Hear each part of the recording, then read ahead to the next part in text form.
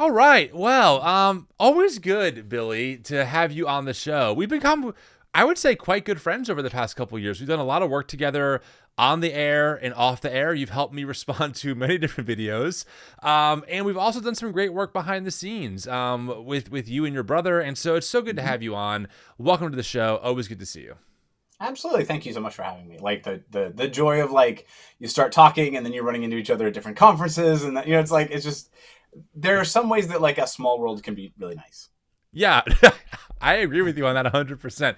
Why don't you go ahead and briefly introduce yourself to the audience? Maybe there's some new faces around here, never saw you before. Who is Billie Hoard?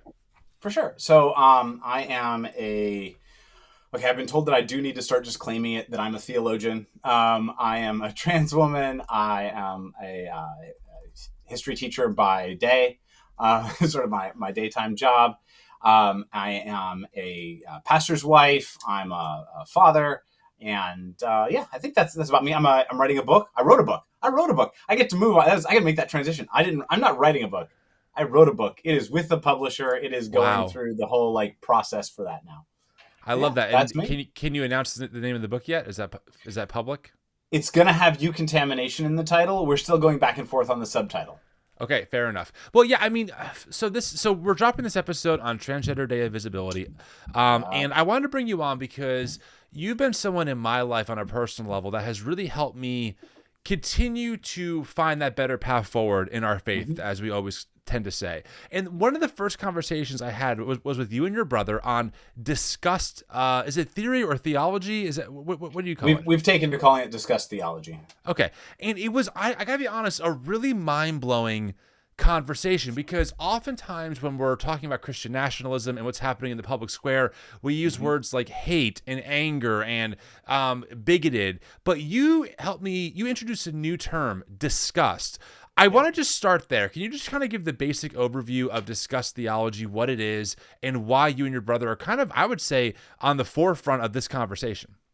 Yeah, I hope so. Although I'll call out that like people like Richard Beck is a really good sort of forerunner of us Mm, from us in terms of like kind of plowing the ground in terms of thinking about disgust and integrating it with questions of theology and church practice. So yeah, so discuss just from the top on this one. yeah. Um, our project is to look at the way that disgust, the emotion of disgust. If you think back to like you know oh shoot, Inside Out, right? Like it's one of those prime emotions that you get, those kind Right. of core emotions, right? But the way that disgust shapes the way that we interact with the world and the way that we experience the realities that we construct and live in, right? So my brother he's the psychology nerd, right? But he would tell us that all of us live in these realities that we construct. None of us live in like core fundamental reality, right? Like we experience the world and then we create an understanding of what that means and we live in these realities. And so what he and I started looking at is how does disgust inform the way that we like think about our world, the way that we experience our world, and theologically, how does Jesus interact with the concept of disgust, how and with its neighbors, right? So disgust is linked to all of these other really central biblical and also sociological concepts like purity, Mm, contamination. And impurity, holiness, all of these like really central theologically important concepts are all very tightly linked with disgust. And so we're sort of looking at all of these and how they inform each other, but more importantly, how they inform the way we experience the world, the way we experience one another, and the way they drive us to make decisions that like we might not want to make, or that they might be occasionally helpful in making decisions that we use to protect ourselves when we don't have time to like think through things really thoroughly. So that's a very broad overview of like disgust and why disgust at a practical level. And I'll bring into like speaking as a trans woman yeah. in Trump's America, Yeah. right? Disgust theology becomes incredibly important, and understanding disgust we think is incredibly important. Our argument, our sort of little elevator pitch to anybody at this point, is that in people's attempt to understand like what has happened, right? Like how did we get here? How is it that we live under this functionally fascist regime? How do we get here? Fear and hatred have been adequately explored. Like they're important, and neither Paul nor I would want to downplay the role that like fear and hatred have played, and it's terrible. Right. But we think that disgust has been not sufficiently understood and not sufficiently explored as this motivating factor that's been going on. And particularly its relationship to the rise of Christian nationalism has us very, very alarmed. We also have some ideas about how disgust informs the kind of deconstruction process. That I will teaser on the book on that one. We haven't explored that one publicly so much, but we do have some stuff in the book on that one. But very much how disgust has informed the rise of Christian nationalism. Yeah. We look at the way that Christian nationalism is wedded to concepts of purity, and that suddenly bleeds over into racial purity, right? So you have people who we might have described 8 years ago as conservative evangelicals, or maybe even fundamentalists, but we wouldn't have thought to describe them as racist in the way that we kind of automatically almost would today, right? Like sort of, back when you would sort of be uncomfortable with the kinism of like the Doug Wilson crowd, and looking at how maybe not. I mean, Doug I think has stayed pretty consistently like racist with a whole lot of very loud dog whistles, but he tries to like back off at the last minute. But the people he surrounds himself with have just often gone full bore anti-Semitic or just full on like racist, right? Like your William Wolfs and so forth that are just they just don't want to mix races. Do you mean Stephen Wolfe or Stephen Wolfe? One of the Wolves. I'm never quite sure which one. So Stephen Wolfe wrote the book, The Case for Christian Nationalism. He's definitely the one. Me and Kevin Carnahan did a 3-hour response to one of his sermons on our YouTube a while ago. William Wolfe is part of like the fundamentalist Baptist sect of the SBC. He was most recently spotted praying over Donald Trump along and next to Paul the White, which is so weird because he hates women in leadership. So that's William Wolfe for the audience to be able to distinguish between the two. No, that's helpful, right? I appreciate that. And they're both wolves, so yes, they're both fact check true. They're both wolves. Me. Yeah, no, I know. But yeah, so we kind of been paying a lot of attention to those dynamics, and we wanted to in the end we were sort of thought we got to the point where like I think there's a book here, in terms of just exploring and understanding what's driving all this, and then the last kind of piece that just filtered in, like I said, is like we decided that we wanted to use my experience, like kind of lived experience as a trans woman over the last 3 years, and what it has been like to be the object of not just disgust, but the object of trying to evoke disgust in others. Like sort of the tool that, literally the tool that these Christian nationalists are using in order to build their own support base. And what is the dynamic behind that? Why have they been able to do that? What has allowed for that to happen? Is a lot of what we try to explore and understand in this book. That's a really helpful, I think, crash course. And friends, I will try and remember to link the episode that you both came on a while. It had to be 2 years ago now, and people can listen to that. But it's back there. It's back in the podcast archives. Sure. Yeah, it's interesting because when you both give me that framework, I saw it so much more clearly. From for example, Matt Walsh. Mm-hmm. I think he's one of the most blatant examples of someone who is just so not just hateful towards trans people, but almost seems disgusted by the thought of a trans person existing. And I think it's a much more accurate term because when you hear Candace Owens saying these people are demons, right? That invokes a sense not just of fear or hatred, but of disgust. Demons are gross. Demons are otherworldly. They're abominations. And it's a very helpful framework because it also hints at the more primal, instinctual thing that is disgust, right? I mean, look, one of the examples you often talk about along with your brother, right, is like the spit in my mouth is not disgusting. If I put it into a cup and think about swallowing it, it's disgusting all of a sudden, right? Like there's something that kicks into me where I'm like, this is gross, and it's really hard to overcome that. Even if I knew it was safe and sterile and it didn't affect me at all biologically, there's something maybe in the lizard brain that says you absolutely cannot do this, right? And so I think that's what makes this such a strong emotive, response, because it's so primal. But when it's aimed towards people just for existing, it's also incredibly dangerous. Yeah, and this is one of the points that we really try to make is that at a baseline biological level, disgust has kept our species alive, right? Like because disgust is the thing that warns your system something that cannot be allowed to become you has been introduced and has to be got out right now, right? This is what keeps us from being poisoned, right? From becoming sick, especially before we understood germ theory, right? It was just, this is in my body, it has to get out. It has to. And so it has to evoke this very strong, very visceral, you said primal, I think that's a good word, right? Reaction of, and it's not just a, I don't like it reaction. It's a get it out almost panic level reaction, right? I've sometimes said that the difference between whether you can kind of tell whether fear is in play or disgust is in play is that fear might tell you, kill it. Disgust says, kill it with fire, right? Like, get rid of it now, right? It's this over the top, very aggressive and very expulsive. Disgust always wants to eject. And I would actually suggest that we're seeing this right now in the specific propaganda that the Trump campaign is using to justify their illegal, I think illegal and certainly immoral deportation of these like 200 odd undocumented immigrants, some of whom were, now we know, like here legally following exactly all of the rules. And now we're just denied the due process that would likely have demonstrated that they were in fact completely benign. Like they weren't members of any gang or anything else, right? That they were, what's the one guy that was just, it was like a gay barber and makeup artist is currently being like tortured in El Salvador prison because, but what they're doing is they evoke not just a sense of fear. They might use scary language, right? But they evoke this sense of, we can't afford for this person to be part of who we are, right? Well, can I interrupt you and just also add that Trump even said that they are poisoning the blood of society? That's disgust, right? That's not hatred. That is disgust. Language. Exactly. Yes, that is disgust-based language, and that's always what we look for. My brother and I, when we're looking at kind of what's going on and trying to think through our sociological analysis, is this very specific, rooted in disgust imagery or language that's used. So poisoning the blood. Very much this concept of contamination and disgust, vomit, expel, contaminant, right? All of these are the terms. Any sickness kind of metaphors and languages is always, it's trying to evoke disgust in the readers. And you were talking earlier about Matt Walsh, and I think this is what we've seen a lot from these Christian nationalists, because I would agree, Matt Walsh performs this kind of enhanced disgust of trans people and queer people generally.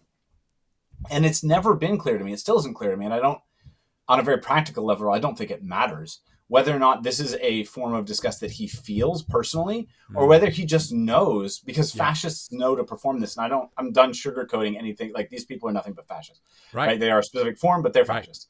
But this is a form of propaganda that is rooted very, very deeply in fascism. If you look at all of the anti-Semitic propaganda from Nazi Germany in the 30s, right, their propaganda around Jewish people and around Roma people and around queer people was all rooted in evoking a disgust reaction, right? They used vermin language. They used images that evoked things like insects, and they used languages like language that evoked swarms of insects, right? This is, yes, it is very dehumanizing. Yes, it is meant to instill fear. Primarily, it is meant to evoke disgust, because once you have evoked disgust, you don't have to make the argument anymore. The really scary trick, and this is what Paul and I have found in the research, right?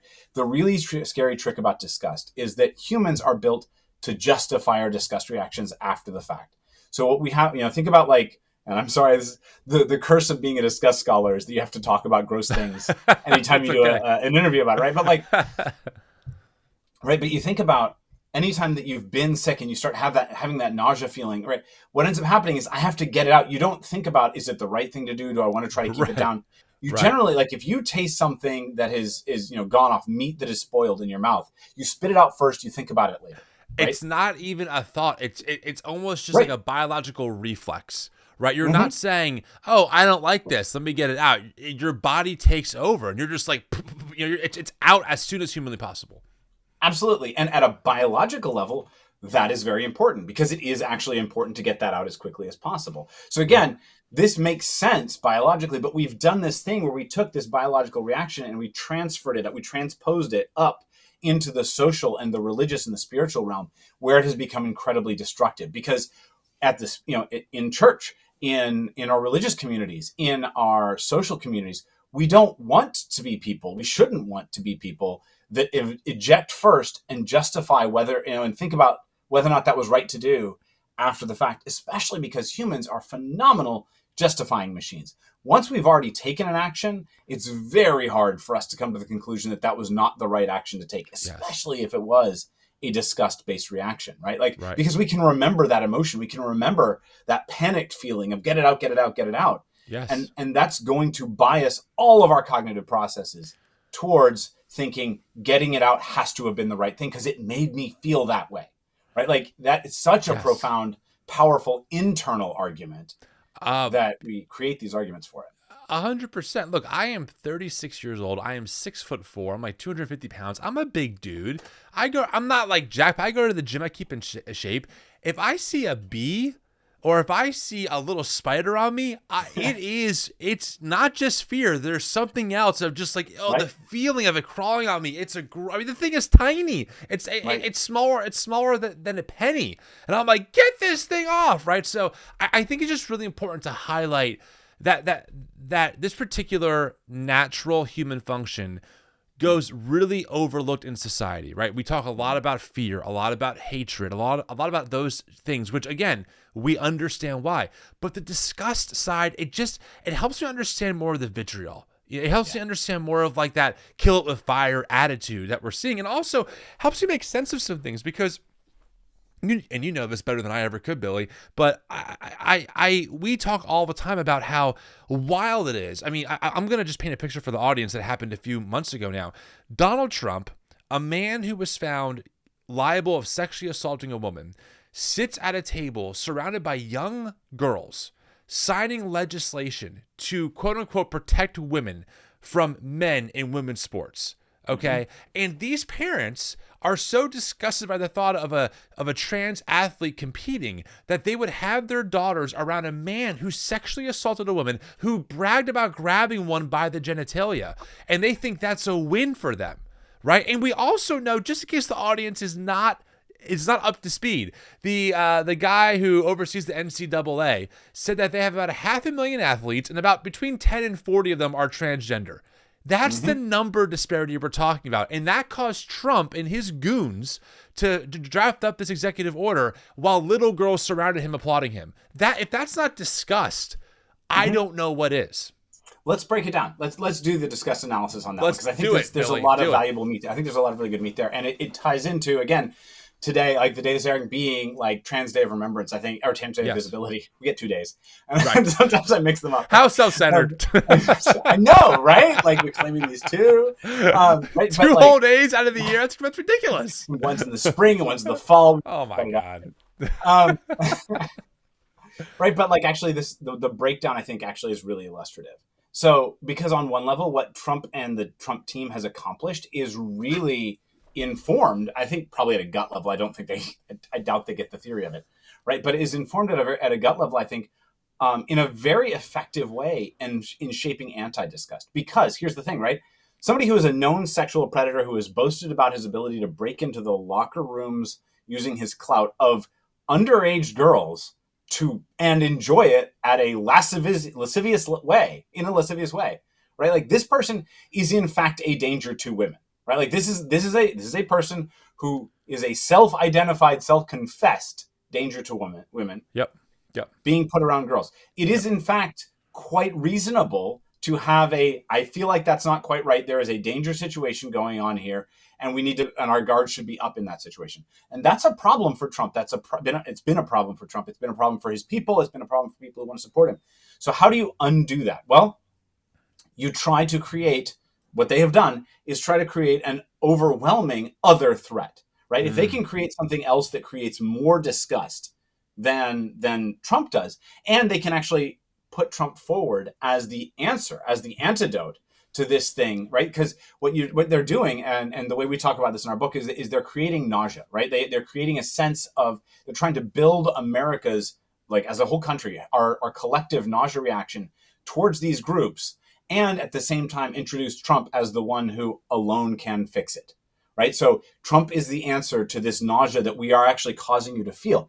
And because what they're doing is propaganda, because they're running it through Fox News, because they're running it through your churches, because they're running it through your podcasts, and they're running it through the blogs you read, and you're seeing it on Twitter and all the rest of these, you don't notice that they're the ones causing you to have this nausea reaction. Right. All you know is that you're more and more uneasy. So you talked about the fact that it's like, what, about 10 trans women in all of NCAA sports? Tiny fraction, right? Well, but here's the thing, and this is where this works really well for them.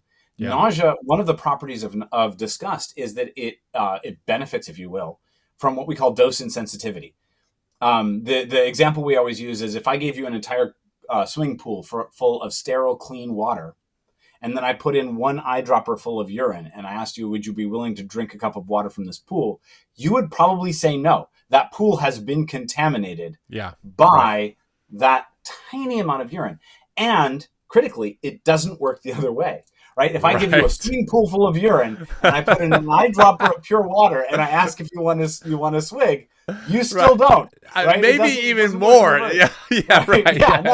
And reasonably, the second one, reasonably, I'm not even going to blame you for the first one. Again, that's that core biological level, and that is a way of protecting yourself, your health.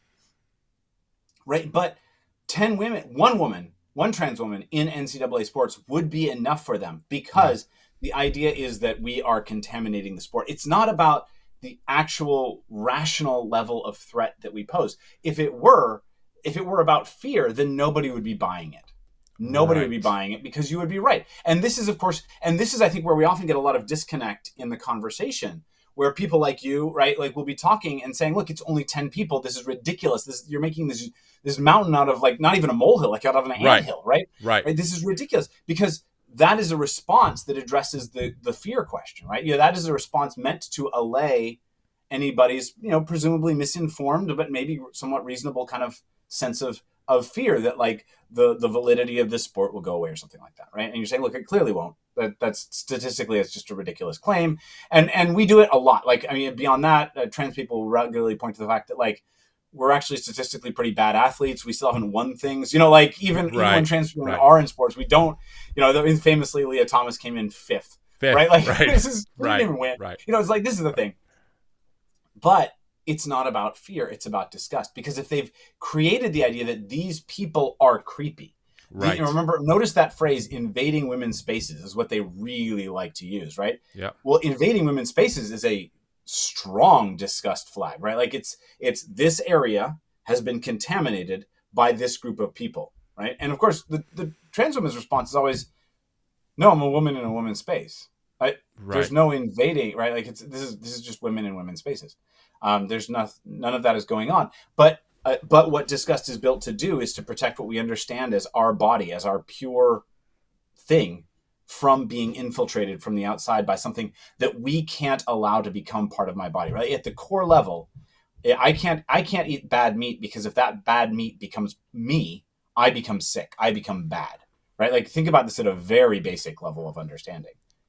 And so if... Oh, sorry. Go ahead. No, I don't want to interrupt your train of thought.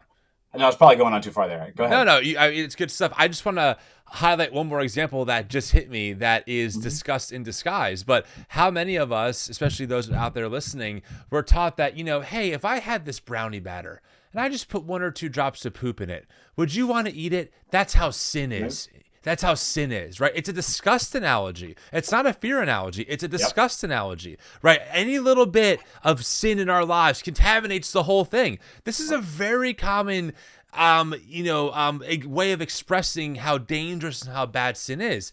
It goes back to that disgust theory. The fear of, the fear of hell and burning alive forever, for sure. Definitely a thing for a lot of us. On top of it also being this, I don't want even a drop of this in my life because it ruins the whole thing. Same kind of idea. Oh yeah, no, absolutely. We in fact, that's such a popular metaphor in Christian circles that we started our first ever, like, academic paper on this with exactly that metaphor. And we kind of broke it down and analyzed it, because and then this is the thing, like, they use the, what's the other one that they really love, is the sin in the camp from Joshua, right? Like, the idea that, like, one little element of sin will ruin the entire thing. And what we point out at a just theological level is that Jesus operates as if the opposite of that is true. Jesus operates in the world as though, no. Sin cannot contaminate what is full of the Holy Spirit. Love, the Holy Spirit, holiness, this is that word we coined, right? But it contaminates for good that which is potentially sinful, right? So when we look at a church, if we want to analyze it for, like, is it healthy? Is it actually sort of following the calling of Christ? Is this a church that is operating out of a fear of being contaminated by the outside, who's always telling its members, don't let X in or into your life. Don't let X into your home. Don't let X into this church, because if you do, you will become something bad. You will become a sinner. You will become a liberal. You will become a whatever, right? Or is it a church that is saying, go into all the places where you see that love is needed and trust God, that God is God, that he who is in you has overcome the world, right? Like Right. the one that is in you is actually more powerful than the world. And so you will be vouchsafe against that. In fact, you're bringing the Spirit, you bringing the presence of the Holy Spirit into those spaces should bring love and holiness and healing, right? And we are not big on the like, go do evangelism and tell everybody they need Jesus. We said, you just take love, take Right. service into these spaces, and don't go into them with this sense of fear of being contaminated. Yeah. Yeah. That's really, really helpful as we kind of frame the conversation. I know it's a big framing, but I think it's important for the audience to kind of get that behind the backdrop here as we keep going. So, obviously we're observing, celebrating, I'm not sure what the right phrase is for this, but the transgender Day of Visibility. You are a trans woman. I'm happy that we're friends. You've been a great friend. What is it like? I know, to be clear, you don't speak for all trans women out there. Okay. That's not your job. But obviously, with the rise of, even during the Biden administration, watching Trump and the right-wing media ecosystem, they really, that world, I've been tracking them for a while now. They always have like a new main target, right? Yep. For a while it was critical race theory, then it was drag queens, and it was the groomer thing, then it was DEI hires. And trans women, I think, or trans people have always kind of been there in the background, and they just kind of pop them up whenever they need to, right? Oh, here's a story about someone in the locker room. Here's a story about a trans athlete who did this thing. Boo.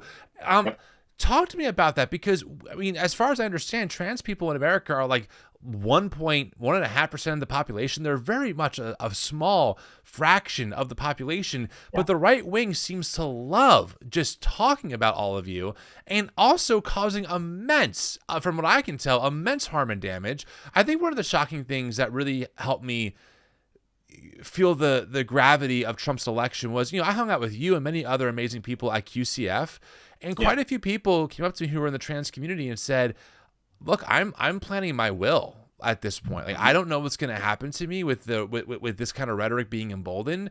I have to plan for the worst case scenario. And that was like, I'm not going to lie, Billy, that was an absolute gut punch, to me. I'm thinking, oh my gosh, like, you're right, but I can't believe that we're actually here. Give me like your take on all of this as you're watching politics and all that kind of take off for the worst. Thank you for asking, because so I'm gonna answer. There's a lot there, and I want to answer all of it because this is. I really appreciate the opportunity, honestly, to be on today to talk about Trans Day of Visibility.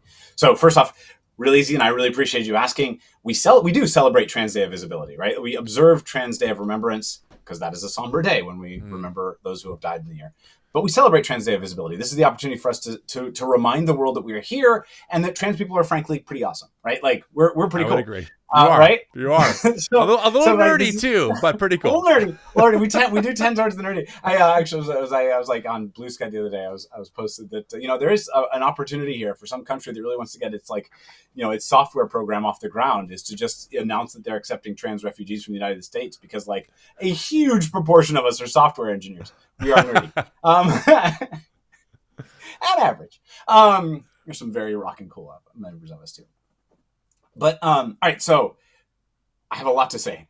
We have been watching this happen for a long time, right? Yeah. And I'm not even interested anymore in sparing the Biden administration on this one. Like, we watched when Biden came into office, he like famously said, like, trans community, I see you and I have your backs, right? And he did that at a time when it was politically popular with his base and the Democratic Party to support trans people. It was still on the tail of that like Obama shift that had happened, and gay marriage had become recognized. And then Time did the like trans tipping point cover, and everybody kind of saw trans rights as the next civil rights frontier. And there's a lot of debate now in the community about whether or not we benefited from that or like suffered from that in the long run, because like, so do we draw the eye of Sauron because of that? And see, I nerdy. do have a theory on that, right? Nerdy, absolutely. Yeah, there it is.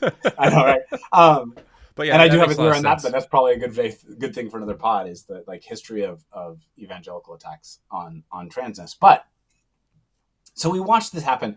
So when Biden first came in, he was very celebratory, and then we watched him do very, very little to actually protect us. And in fact, we saw as the federal government took far less action as individual states started passing more and more anti-trans laws. I think it was like 100 and then 300 and then 500, like the successive years after Biden took office that these laws were introduced. And most of them, of course, generally are defeated, as happens with almost any set of laws. Like a real small minority of bills ever get all the way through, but they started making it through, and more of them got through, and then more of them got through. And at this point, I think actually it was just yesterday, Aaron Reed, who watches trans rights at the state level, right? Big fan of published Aaron. her most recent map. Yeah. And at this point, like half the country is like dark maroon or black in the sense of like actively harmful laws. It is potentially dangerous to go to this state and live in this state as a trans person. So like, and we saw very little action from the federal government to stop it, leading up to the Biden and then Harris, and then sort of suddenly Harris campaign, where honestly, Tim, if I'm going to be straightforward with you, the experience of the trans community was best summed up, and I wish I could remember who said it. It may have been Aaron Reed, it may have been somebody else, who said we were left to like the Harris campaign left trans people to just face tank these transphobic attacks. Their approach was don't say anything about it at all, right? Just minimal conversation, right? Mike Walz had some really Governor Walz had some really clever things to say. We actually liked the direction you were going. And then all of a sudden he shut up and he stopped talking about us and he stopped defending us. And at the same time, Trump was absolutely using us. And he has talked about it. He has talked about how it's not really that important to him personally, but he has cottoned on to the political utility of using us as this disgust mechanism, right? We're both an object of disgust, but we're also a tool they use to try to evoke disgust in others. 100%. And especially in people who haven't met us, which again, this is Trans Day of Visibility. One of the most important things anybody can do for trans people is introduce people who haven't met us to some of us. Make people familiar with us. And I have, I think, a little bit more to say about that later on. But all of that on the Democratic side was very much paralleled by, on the Republican side, more and more and more increasing attacks on trans people. I think so I'm actually working on a piece where I'm trying to like unpack this whole like are attacks on trans rights a distraction or not, because I think it's complicated. For Christian nationalists, I actually want to argue it's not a distraction. It's the point. They want for a religious level, they want to see us eradicated, right? When Michael Knowles said we want transgenderism eradicated, I don't think he was joking, and I don't think that was. I think that was politically useful to him as a propaganda thing to say, but I think at a fundamental level, he also means it. Like they also really do mean it. This is not just like I actually do think that for Trump, he doesn't care that much. It's just useful, and he's kind of a sociopath and therefore willing to throw us under the bus for political gain. But it's political gain because he has followers to whom it genuinely matters. Like it is the point to attack queer people. And yes, attacks on trans people are a stepping stone to attacks on gay marriage is their next thing. But that's because they don't like trans people, right? Like this is not a stepping stone that doesn't matter to them. It's a stepping stone that does matter to them. May I just add? I'm sorry to interrupt you, guy. I didn't go ahead. Cut you off there. I want to just add to the emphasis here. I know a lot of people. I'm not sure how many these days moderates listen to the show, but if you think that Billie's exaggerating, just look at what's happening to green card holders in this country. Look at the videos of unmarked men and women approaching these people and just literally kidnapping them, like just surrounding them and kidnapping them and whisking them away without a lawyer to God knows where. I mean, this is why so many of us tried to warn you and try to draw the parallels to how people in Germany back in the day were talking, because we know where this can lead. So the idea that when Michael Knowles says that we have to eradicate transgenderism entirely, the fact that some people might think, well, he doesn't mean the people. You are, and I mean this with all love and respect, but you are deluding yourself. You are delusional. You are gaslighting yourself. They are whisking people off the street who are here legally. Trans people are absolutely in the crosshairs of that kind of behavior. Not even a question.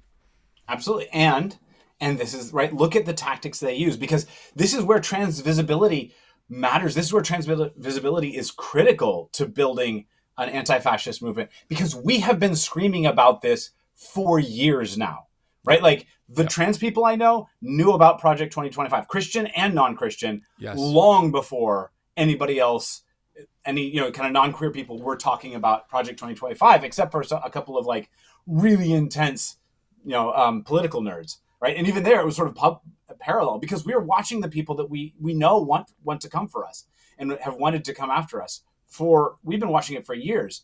And it is crazy making, Tim. I'm going to be honest with you. It is crazy making to have been called alarmist. Yep. In September, in August, in June of last year, only to have things now be worse even than what we were predicting last year. I think if I'm going to say anything, it's that things are now where I would have predicted they would be in August or September of this year. Like, they've moved faster than I anticipated them moving with some of this stuff.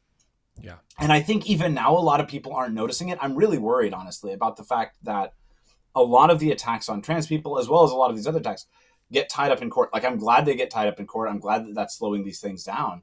But I think one of the effects is that people forget that it's real. Like, right now, there is a ban on trans people in the military. And again, just think about that as a disgust reaction, right? The idea that the military is contaminated. Go back and read the EO that was put out about trans people in the military, and it said that we were dishonorable. Essentially, it was all saying that, like, our presence in the military meant the military less what we want our military to be, right? We made it a thing we don't want it to be. It is all framed around disgust language, which is why when a judge tore it apart, that was very easy to do, because again, it was disgust, not logic, not fear. It was based on disgust language. So when that disgust doesn't affect you, the irrationality of it is patently obvious. But when that disgust does affect you, which is where I worry about the Supreme Court, then all of a sudden it feels incredibly compelling. The ban on transgender prisoners being like trans women who look like me or more feminine than me, but trans women being housed with men in prisons, right? That is a thing that happens. When that happens, people are assaulted. Right. And assaulted in ways that would get this YouTube things happen that we don't want to have happen. Not right? safe for work. Yeah. Right. But that's what happens to those women when those women are put in those, it's really heinous what happens. It's heartbreaking. It's just terrible.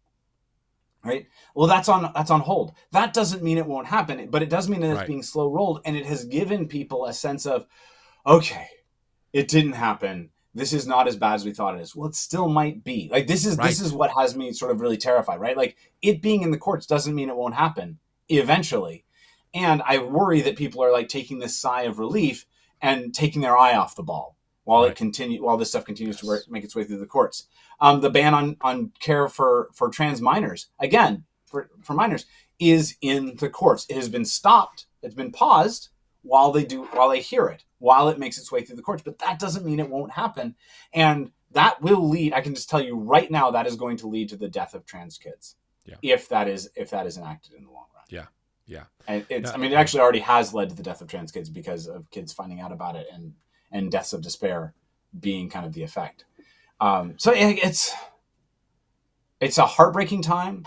Yeah. And also, there has never been a time where it was more critical for people to listen to trans people and believe us. Yeah. Right? Yeah. Believe us. If it's going to feel over the top. If you are cis, if you live in a cis world, it's going to feel over the top when trans people say this is what's going on. When I see what's happening to undocumented people, or even just foreign people, I don't think we can say it's undocumented people anymore. They're just foreign. Green card holders. Right. Turk, who don't look white. Who don't look white. Right. Who don't look white, right? Like, there are a lot of green card holders that are white or European, and they don't get touched. It's a different kind of people that are always getting picked up. Exactly. And we're watching what's happening to that, like, as trans people, and we know that all of this is a thing that is a whole machine that they will apply to us if and when they can. Right? Like, it hasn't happened yet, and it hasn't yet happened yet to those of us who are citizens. Right? Yeah. We aren't all. But it hasn't happened yet to those of us who are citizens. But we see it coming. And when you hear us say that, if you think, oh, it sounds like she's a little over the top, it sounds like she's distraught. Right. Well, I would have sounded distraught in June of last year, and I would not have been. Right? If anything, I was too cautious in June of last year. So when we say this is a 12-alarm fire and our lives are on the line, you're not wrong, Tim. I don't know I have a lot of queer friends. I don't have a queer friend who hasn't been looking at their will, who hasn't made plans to move, who isn't spending significant time preoccupied with the question of, how do I know when to jump? How do I know what should be the indication to me that it is time to get out of this country? Because this is no longer a safe country to me. Germany and Denmark, I think there's one other one, maybe Finland, have already put out travel warnings to their own trans citizens against coming to this country. Wow. They said it is not safe to travel to America if you are trans. We need you to be warned about that. And they're not wrong, right? Like the Secretary of State has already said that they will treat a discrepancy on a visa application and a birth certificate, a gender-based discrepancy, what they read as a discrepancy, as a falsification of visa information, and they will deny entry and potentially lock you up and give you the treatment that we've seen happen to Canadian citizens, that we've seen happen even to British citizens who made small clerical errors and then spent 10 or 15 days in ICE custody instead of just being gently put on a plane and returned. It's terrifying. Well, and don't forget that within the first few days of this administration, they essentially erased trans people from federal recognition, right? We only declare 2 genders now. No, you can't do this on your passport. It's like, it is wild. I have to ask you, and listen, I ask you this because we're friends. You don't have to answer this. I can always edit this part out. How much do you fear for your personal safety right now in this climate? Like, do you, drive to your place of employment, and think to yourself, well, like any day this could happen? Like, there has to be, I'm just wondering if for you, there's a general sense of anxiety and fear that's always kind of humming in the background, almost like having a fan on or something that you just always can kind of tune into, or if that's not the case, like tell me what it's like. No, I appreciate the question. For me personally, I'm going to split that one into 2 because there are 2 sources of potential fear, and I do experience both of them, and they're at different levels, right? So the one is just like at the federal government, like how much am I afraid, and how much I experience this background anxiety or fear about the federal government. Part of that's informed by my work. I am a teacher, and I am aware that the federal government is especially paying attention right now to trans people and queer people who are in education, right? I'm a public school teacher. That is concerning to me, and I spend a lot of time watching to see what my state is saying it will do in order to keep me safe, because I'm aware that there's the state is sort of there between the federal government and me at this point in time. At this point in time, but it means I'm watching these things. Right. So that's the federal part, and then I have to, and I am watching. I'm watching things like the government blackbagging people, arresting them, and then denying them due process. So far, that has not spread to citizens. Once it spreads to citizens, I don't know, that maybe that will be a red line for me, right? Because I am hyper aware of the fact that trans people are very high. They've talked about the way on their list. They've talked about the way they want to criminalize us. Yep. And I'm going to tangent here for a second, but I think it's a really important tangent. Go ahead. I need the audience to see, again, it's Trans Day of Visibility. One of the reasons why you need to know trans people now, you have to get to know trans people now. Follow them on social media. Read stories from them. If you don't know a person in real life, that's fine. There aren't that many of us, but you can find what we have written, what we have said is all over the internet. It is widely available. And if you don't know a trans person right now, here's what's going to happen. They're going to criminalize us. They will not, and I've said this so many times, they will not arrest trans people for being trans in the same way that they have not yet deported a foreign person for being foreign. They come up with a pretext, and then they apply that pretext. And then we have an entire national debate about the legitimacy of the pretext while the person is undergoing inhumane and so often torturous conditions, right? Yep. If you don't know a trans person, then when this starts to happen to trans people, God forbid, but if and when this starts to happen to trans people, they are going to do it because they're going to say that we are sex offenders. They're going to say that we are indecently exposing children to sexual material just because we appear as ourselves, because I'm wearing a dress in public, because I'm a woman, right? But they're going to call that cross-dressing. They're going to say that cross-dressing is a fetish, and they're going to arrest me for being, for being inappropriate in public, right? They're going to criminalize us, and that will be a thing you'll debate. The debate, if you do not know a trans person, will be, well, is it or is it not all right for American citizens to be detained for lewd conduct in public?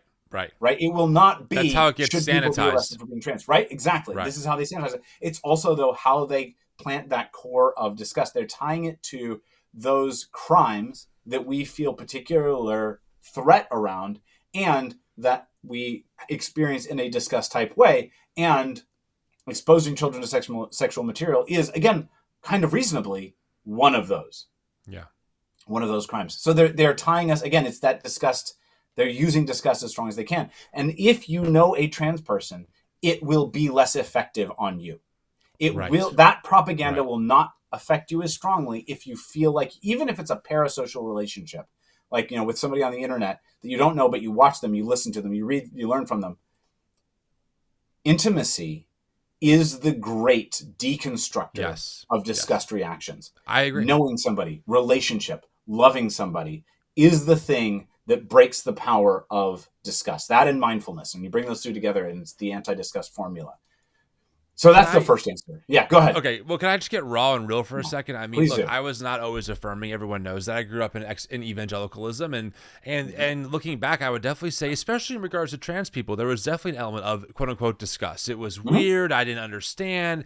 You can ask my partner. I used a lot of when she was like, I don't know, I think trans people are fine and like they're not. It's not problematic. I was like, well, and I would use some of the tropes that I'm not going to repeat here that were just transphobic and they were ignorant. It wasn't because I felt like I hated trans people. It wasn't like a Matt Walsh thing. It was just, I just think that's not the best way to live your life. That kind of vibe. But also I thought it was weird. I'm just being transparent. Right. I didn't understand it.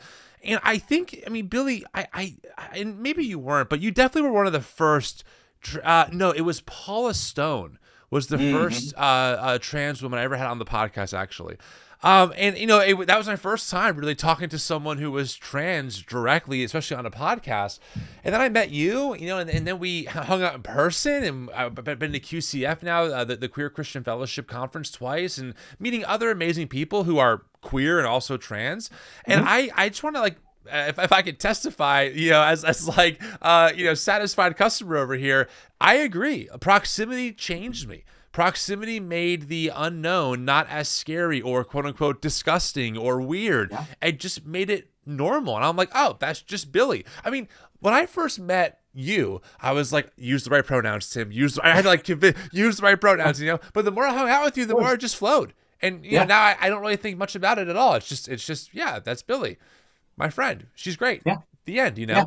And so I do agree with you that that proximity, and this is the same thing that happened to me when I met my first ever gay friend at Starbucks when I was 18, right? Oh, I was warned about the gay guy, he wanted to sleep with me, he was immoral, whatever. Again, you just use that evangelical language, right, that you're given. Yep. And I met him and I'm like, oh, he's cool as hell. He likes heavy metal music. He's not trying to sleep with me. He's a normal human. Right. And that was like the beginning of that stuff. So I just want to co-sign what you said. Like, if you don't know a trans person in your life, get to know them because they're humans. Don't tokenize them, but just get to know them. They're cool and they're great. And even if they're not your cup of tea on a personality level, it still helps to minimize that feeling of like other. Oh, well, they're out there and I'm in here. And I think that really changes your perspective. No, I that's just some real honesty. No, it's good. I mean, I'm a trans woman. I came out when I was 39 years old. The time is flying. It's lovely. Right. But I came out a couple of years ago. I was, back in 2012, I think is when I did the shift in my theology from like non-affirming to affirming. My egg hadn't cracked. I hadn't realized I was trans yet. That's our language. Okay. Right. But I hadn't realized I was trans yet. Got it. Right. But I went through that whole process, around, I had to do that whole same thing, right? Like I had been formed to experience queer people in a particular way. And I had to work through we can't control how we are formed. We can control over time how we do it, what we do with that. Right. And whether or not we sit down and we interrogate it. And eventually we need to do that. Right. Anyway, so I get it. I do want to jump to my second answer to that question you asked a while back. And I want to bring it back. Go for it. This is am I afraid? And it's one where actually I want to call for those of members of your audience. Again, I really want to leverage the fact that it's trans visibility today. Because I want to say, personally, I live in Baltimore City, right? That's not a secret. I live in Baltimore City, and living in Baltimore City, I still feel pretty safe on my day-to-day. I don't expect to receive hate. And in fact, if I were to receive it, I would expect the people around me to be supportive of me. I would actually expect to be supported on the street by people around me if hate or violence were to come towards me. That's been my experience of Baltimore, and I love my city, right? And it's a very blue city, right? It's a very blue city. When I drive out of the city, I do feel it. Like, and I have other friends who live in the city with me who say you drive out in a particular direction and you can feel this shift where you start to change the way you present and you start to ask yourself, okay, am I more likely to be read by a cis person as a woman, or am I more likely to be read as a man? And how do I like conform to that so that I'm not going to potentially get somebody to commit a hate crime against me? Because here's the thing we know that happens. People in rural areas, people in red states, we do know that hate crimes are going to be increasing again if they have not already. I haven't seen the statistics since Trump took office, but that was what happened last time, right? That was what happened last time he was in office, right? The hate crimes, because people feel emboldened to act on their disgust. And disgust is, again, a profoundly dangerous emotion because it takes a person who would never do something violent if they had the time to think about it, and it gets them to act without thinking about it. Right. They will become violent without thinking about it. And so my friends that live in more, in less trans friendly, in less queer friendly spaces are feeling it. And I know that I am shielded from feeling that day-to-day fear. I am like hyper aware of the fact that I am shielded from that by the fact of my surroundings. And I am now paying attention to my surroundings to make sure that they're staying good. And so far they have. The school I work at has been really lovely. My friends, my neighbors, my church are all phenomenal. My neighborhood is a great place. But again, I am paying attention to that now because I know how these things can shift. So that's where I am personally, and it's kind of a report on the people I'm hearing from and the people I know. That's helpful. Well, why don't we talk about, as we kind of get ready to wrap up a little bit, and again, Billy, thanks for coming on and talking. It's so helpful. I always love talking to you, both privately and publicly. It's always good. I struggle with using the term allies. I think allyship is a term that is bestowed upon you. It drives me crazy when I see someone's profile, proud ally. I'm like, listen, I get it, but also like people give you that title.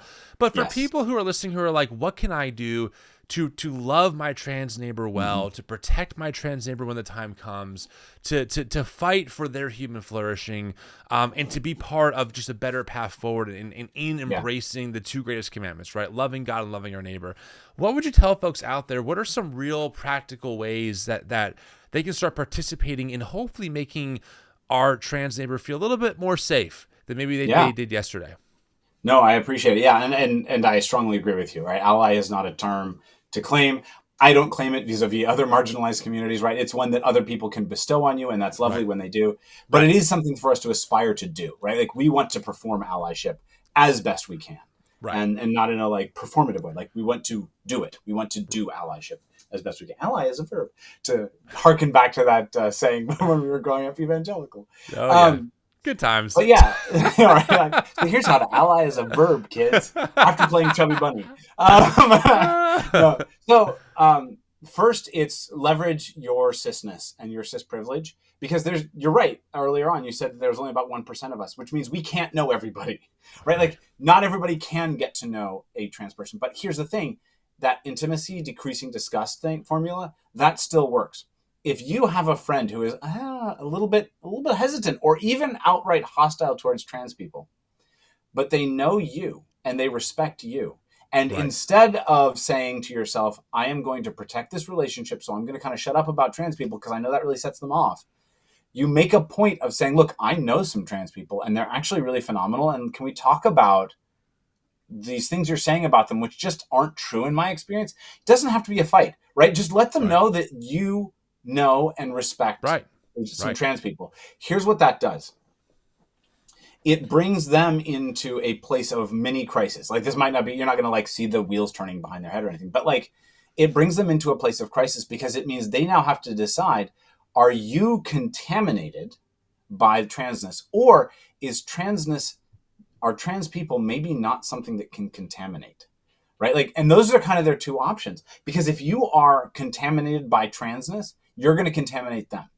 So if they want to maintain at a just relational level, if they want to maintain the relationship, they are going to have to decrease their disgust reaction towards trans people. That is going to decrease a little bit.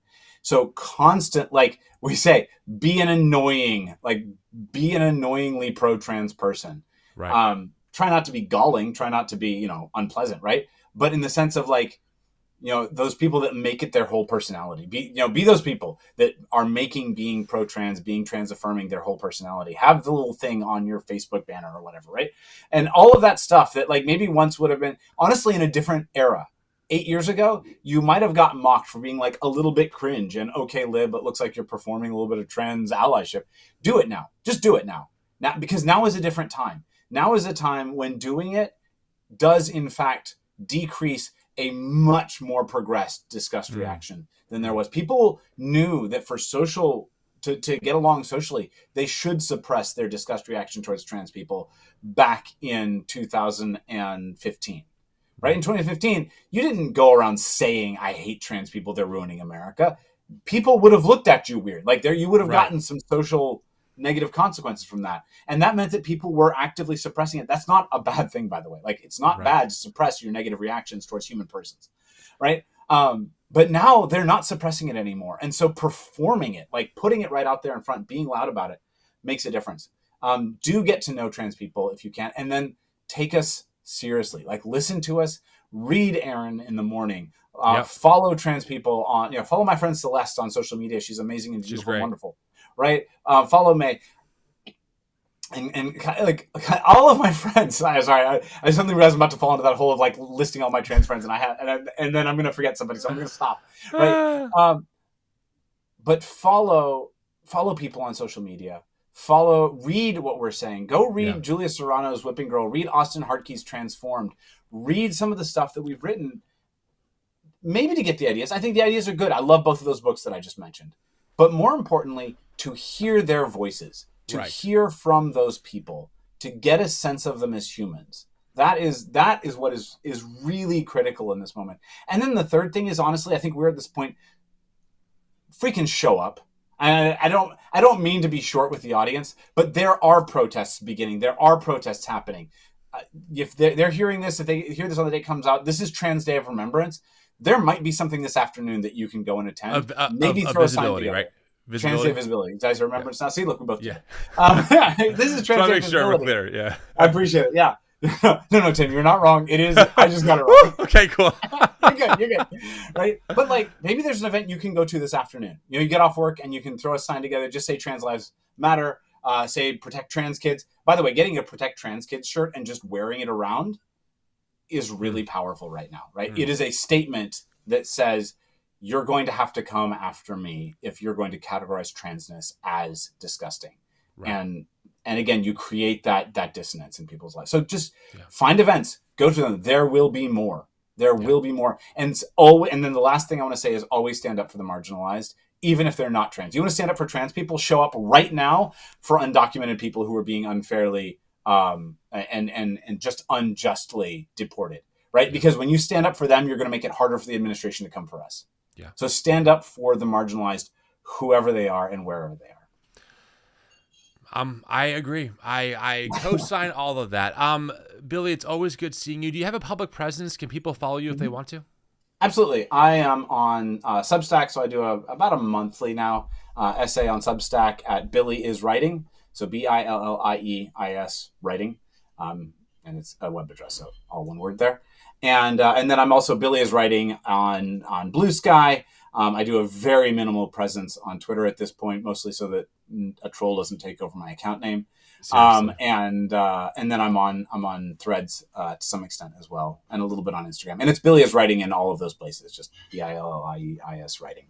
Awesome. In all of those places. Well, I love it, Billy. Always good talking to you, my friend. I can't wait to see what we do next. I'm sure I'll have you back on with your brother to talk about the book and all that good stuff. Thanks for your work. I'm so glad that we're friends, and we'll talk again soon. Absolutely. Thank you so much.